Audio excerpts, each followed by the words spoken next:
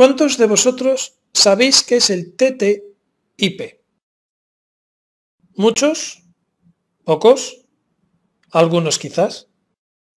Lo que a continuación vamos a contar debería ser portada de todos los medios de comunicación, objeto de todas las tertulias y estar entre los temas que más nos preocuparan a todos, muy por encima de la situación económica, el paro o la corrupción. Porque el TTIP va a ser el principio del fin de la soberanía, la democracia y el estado del bienestar en toda Europa. El mundo de Orwell ya está entre nosotros.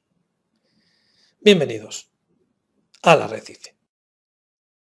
¿Cómo es posible que algo tan trascendente, histórico y nocivo como es el Tratado de Libre Comercio entre Estados Unidos y Europa pase desapercibido ante la opinión pública? ¿Cómo es posible que un acuerdo que afecta a decenas de países y millones de personas no esté en boca de políticos, tertulianos o medios de comunicación? ¿Cómo es posible que la entrada en el mercado común, la creación de la Unión Europea, fueran conocidos masivamente y esto que es igual o más trascendente se silencie? ¿Y cómo es posible que se dediquen horas de tertulia, horas de televisión y páginas de periódicos para hablar de chorradas como la del niñato trepa o la folclórica de turno, y que de esto ni abran la boca? Cuando la opinión pública se la quiere distraer con cortinas de humo, es para tapar lo que están planeando. Y dado el tamaño de esta cortina, tiene que ser muy gordo. Porque este silencio sobre el TTIP me suena a lo que pasa cuando te paran en la calle a preguntarte por una calle y te distraen con tonterías mientras te están robando la cartera. Hay que preguntarse, ¿cuánto de malo es el Tratado Internacional de Libre Comercio para que no quieran que la opinión pública lo conozca? Evidentemente, si se esconde, se reúnen en secreto y evitan las filtraciones, y no dejan que se conozcan los términos de las negociaciones, no es porque quieran darnos una sorpresa para nuestro cumpleaños. Es porque los acuerdos a adoptar pueden cambiarnos la vida a peor. El Tratado Internacional de Libre Comercio e Industria entre Estados Unidos y Europa tiene un solo fin: hacer un mercado único en el que el problema no es eliminar los aranceles, que ya son bajos de por sí, sino tener una regulación común entre Europa y Estados Unidos. Y lo preocupante es saber quién negocia estos términos, porque no son los ciudadanos, ni siquiera los gobiernos. Al ser un tratado de libre comercio, lo están negociando mayoritariamente las multinacionales afectadas de ambos lados. Muchos pensaréis que no es para tanto, porque claro, si os digo que es una pérdida de soberanía o un mayor control de las legislaciones por parte de las multinacionales, alguno pensará que es más de lo mismo, que no es una novedad. Pues os equivocáis. Para los que creéis que Estados Unidos y Europa funcionan igual, os voy a poner unas pequeñas diferencias. Básicamente en Estados Unidos se impone el capital y el liberalismo como prioridades frente a los derechos sociales, laborales y medioambientales que todavía quedan en Europa. Por lo que en el caso de la firma del tratado, Estados Unidos seguiría más o menos igual, pero Europa tendría que converger en legislación con Norteamérica. Y eso tendría consecuencias. Os voy a poner unos pequeños ejemplos. En Estados Unidos la sanidad es privada.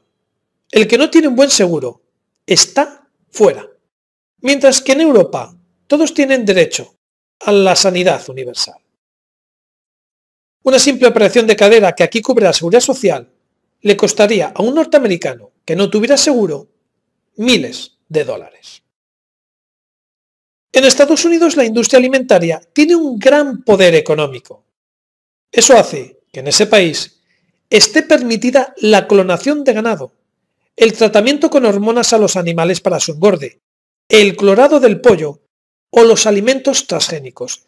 Hasta tal punto les protege que se prohíbe indicar en las etiquetas que un producto no es transgénico, porque piensan que con ello perjudican a los que entre sus ingredientes utilizan alimentos modificados genéticamente. Para que veáis hasta qué punto se protegen a los ciudadanos o a las corporaciones. Esas prácticas en Europa están totalmente prohibidas. Otro ejemplo, el fracking. Para buscar petróleo se utiliza esta técnica de forma masiva en los Estados Unidos.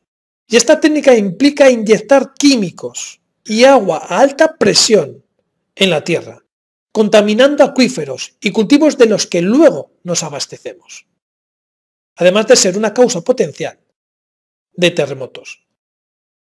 Esta práctica, que como digo es muy utilizada en Estados Unidos, es regulada en muchos países de la Unión Europea e incluso prohibida, salvo en España, que el gobierno actual la permite. El despido libre total, sin ninguna indemnización. Esto es una práctica normal desde hace muchos años en Estados Unidos, mientras que en Europa se intenta proteger al trabajador, a pesar de que algunos países en sus reformas laborales intenten poco a poco laminar esos derechos. Esto nos hace pensar que esta crisis económica actual es prefabricada y que tiene como objeto rebanar los derechos sociales, laborales, con el fin de que el engranaje, el ensamblaje, la unión entre Estados Unidos y la Unión Europea, a través de este tratado, sea más suave. Seguimos con los ejemplos. En Europa hay leyes medioambientales que protegen bosques, ríos, parques naturales, mientras que en Estados Unidos, si bien las hay, no son tan intensas como en Europa. Solamente baste recordar que este país ni siquiera ha firmado el protocolo de Kioto. Y podría seguir poniendo ejemplos en educación, derechos laborales, seguridad privada, protección social, etc. Si se firma el Tratado de Libre Comercio entre Europa y Estados Unidos, las grandes corporaciones y multinacionales americanas entrarían en Europa a saco. Y las que ya están trabajando en Europa se librarían del corsé legislativo que les impide poner en práctica en Europa lo que desde hace décadas hacen en los Estados Unidos. Porque al final, de lo que se trata en el Tratado Internacional de Libre Comercio e Industria, es que todos jueguen con las mismas reglas. Y como podéis adivinar, las reglas no se las va a imponer Europa a los Estados Unidos. Estas reglas las van a poner las multinacionales, las corporaciones, que van a querer jugar como juegan en su casa, con la misma legislación que se aplica en los Estados Unidos. Os pondré un ejemplo. Imaginaros que una multinacional americana quisiera explotar una mina de cobre a cielo abierto en un paraje protegido español. Y por cuestiones medioambientales, la legislación nacional se lo impidiera. En este caso, si estuviera firmado el Tratado de Libre Comercio e Industria, la multinacional podría denunciar al gobierno español por daños y perjuicios. ¿Pero quién lo juzgaría? ¿El Tribunal de Justicia de la Unión Europea? Actualmente sí, pero con el tratado en vigor, no, porque sería una corporación americana. ¿El Tribunal Supremo norteamericano entonces? Tampoco, porque la acción se realiza en suelo europeo. ¿Quién regularía esto? Sencillamente, el ISDS, un tribunal internacional de arbitraje cuyas decisiones son vinculantes. Pero, ¿quién forma ese tribunal? ¿Representantes públicos elegidos democráticamente por los países? No. Los representantes serían miembros de las multinacionales de ambos lados. Algunos, sin embargo, todavía defienden que esto puede crear muchos puestos de trabajo, dar mayor libertad y prosperidad. ¿Están equivocados? Para saberlo habría que ver algún tratado similar al TIP. Y este existe. Se llama NAFTA, Tratado de Libre Comercio entre México, Estados Unidos y Canadá. Y basta con saber lo que han hecho en estos últimos 20 años para vislumbrar lo que nos acecha. La pérdida de soberanía del pueblo mexicano es más que evidente. Solo hay que ver lo que han hecho con el petróleo los mexicanos. Además, sus ciudadanos no se han visto precisamente enriquecidos. El empobrecimiento de sus clases medias ha aumentado especialmente en la parte sur del país, con un agravante. La corrupción en México no ha desaparecido, y ante escándalos como el del secuestro y desaparición de 43 estudiantes en el estado de Guerrero, los otros socios del NAFTA miran para otro lado y no piden explicaciones a su socio del sur. Y esto es así, porque estos tratados no se firman para las personas, se firman para los poderes económicos. Mientras, el otro socio, Canadá, ve como una empresa petrolera quiere practicar fracking en una zona protegida, con lo que el gobierno canadiense prohíbe y paraliza la extracción. La empresa americana denuncia ante el Tribunal de Arbitraje de la NAFTA al Estado de Canadá y lo gana, condenando al gobierno canadiense a pagar 250 millones de dólares de indemnización a la petrolera. Y mientras, el pueblo norteamericano tampoco es que salga bien parado. Se estima en más de 1 millón la pérdida de puestos de trabajo vinculados directamente al NAFTA. ¿Pero qué hace nuestro gobierno ante este tratado histórico? Nos informa, nos pide opinión, nos consulta como se hizo por ejemplo con la OTAN. Quiero denunciar públicamente el siguiente hecho. El 6 de mayo del presente año, Izquierda Plural presenta una moción en el Parlamento español para consultar a los españoles en referéndum la adhesión al Tratado de Libre Comercio entre Europa y Estados Unidos.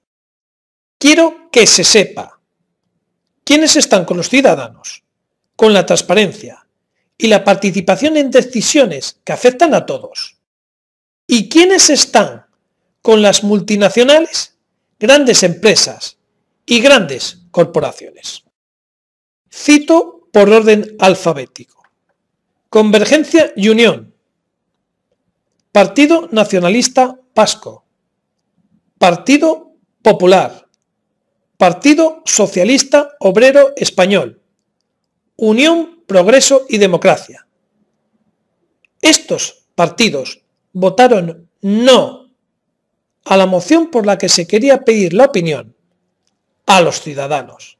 Estos partidos apoyan el Tratado de Libre Comercio entre Estados Unidos y Europa.